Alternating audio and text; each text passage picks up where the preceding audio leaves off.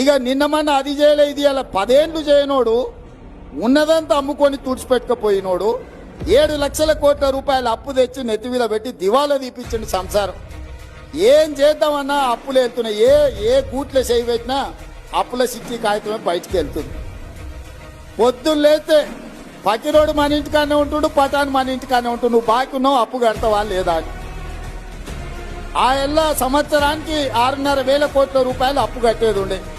ఇవాళ ఈ మొనగాడు చేసిన పనికి నెల 1వ తారీఖు నాడు ప్రతి నెల 1వ తారీఖు నాడు 7,000 కోట్ల రూపాయలు మిత్తి కడుతున్నాం.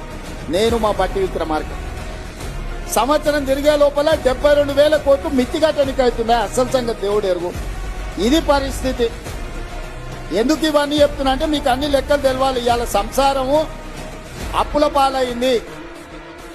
ఈ అప్పుల పాలైన సంసారాన్ని ఒకటొక్కటిగా జర సర్దిద్దుకుంటూ వస్తున్నా.